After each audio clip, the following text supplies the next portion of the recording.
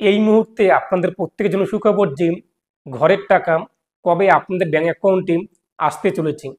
ইতিমধ্যেই তা জানিয়ে দিলেন রাজ্যের মুখ্যমন্ত্রী মমতা বন্দ্যোপাধ্যায়। তো দেখে নিচ্ছে আজকের ভিডিওতে কি আপডেট রয়েছে ঘর নিয়ে এবং কি বলেছেন বিস্তারিত। এবং আপনি যদি এখনো পর্যন্ত ভিডিওতে লাইক না দিন, অবশ্যই ভিডিওতে লাইক দিন, পাশাপাশি চ্যানেল সাবস্ক্রাইব করে পাশে বাটন ক্লিক করে নোটিফিকেশন অল করে রাখবেন পরবর্তী ভিডিওর আপডেটগুলো সবার আগে পাওয়ার জন্য। তো আপনারা কিন্তু খুব তাড়াতাড়ি আপনাদের ব্যাংক অ্যাকাউন্টে বাংলা আবাস যোজনার টাকা পেতে চলেছেন, যার সম্পূর্ণ টাকাটি রাজ্য সরকার ওনাদের কোষাগার থেকে কিন্তু দিতে চলেছেন রাজ্যের যোগ্য পরিবারদেরকে বাড়ি বানানোর জন্য 1,20,00,000 টাকা। তো কি বলেছেন রাজ্যের মুখ্যমন্ত্রী মমতা বন্দ্যোপাধ্যায় তা জেনে নেব আজকের ভিডিওতে, এবং তা আপনারা একবার শুনে নিন। আমরা যেটা বলেছিলাম, যদি কেন্দ্রীয় সরকার না দেয় আমরা মানুষের পাশে দাঁড়াবো। আমরা বলেছিলাম এবছর আমরা 11 লক্ষ মানুষকে, এটা দুটো কিস্তিতে দেয়া হয়, একটা 60,000 আর একটা 60,000। 60,000-এর কাজ হয়ে গেলে আবার 60,000 টাকা দেওয়া হয় প্রথম কিস্তির টাকাটা।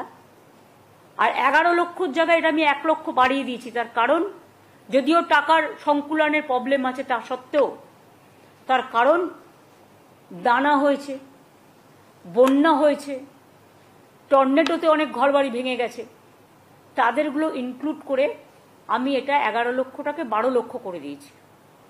এবং আমাদের সরকার নিজেদের টাকায় এই বাড়িগুলোর টাকা দিতে শুরু করবে 15ই ডিসেম্বর থেকে 30শে ডিসেম্বরের মধ্যে টাকাটা পেয়ে যাবেন প্রথম কিস্তিটা।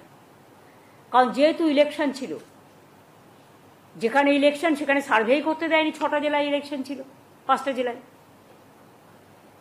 ফলে ওই 5টা জেলায় যে লিস্ট আমাদের কাছে আছে, তা সত্ত্বেও তো এটাও তো ঠিক, লিস্টে অনেক সময় ধরুন আসল সার্ভেটা হয় না, অনেক গরিব মানুষ বঞ্চিত হয়।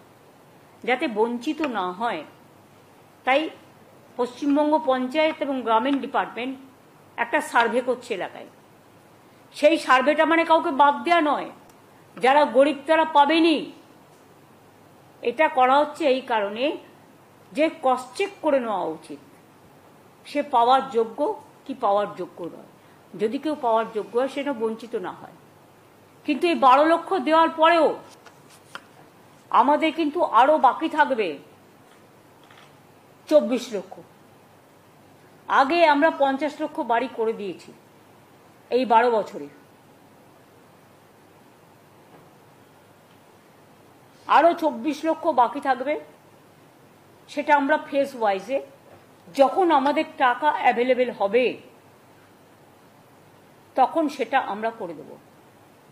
কিন্তু আমরা এটা বলছি না তুমি পার্টির মেম্বার হও তবেই তুমি আবাস যোজনা পাবে। কি করে পাবে? তোমার আবাস যোজনায় তো 40% রাজ্যকে দিতে হয়। তাহলে কি তোমার 60% নিয়ে মানে শুধু একটা আঙ্গুলে হাত হয় না 5টা আঙ্গুলে হাত হয় কমপ্লিট? তুমি পার্টির মেম্বার হলে আয়ুষ্মান পাবে কেন? 40% রাজ্য সরকারকে দিতে হবে, স্মার্টফোন থাকলে পাবে না। তা রাজ্য সরকার না দিলে তুমি কি করে দেবে? হ্যাঁ তুমি করো, 100% দেবে, আমার কোনো আপত্তি নেই, দিয়ে দাও 100%। যাকে দেবে দিয়ে দাও, খুশি হব। তুমি আমার উপর চাপিয়ে দেবে, আমার টাকাও দেবে না, মানুষকে টাকাও দেবে না।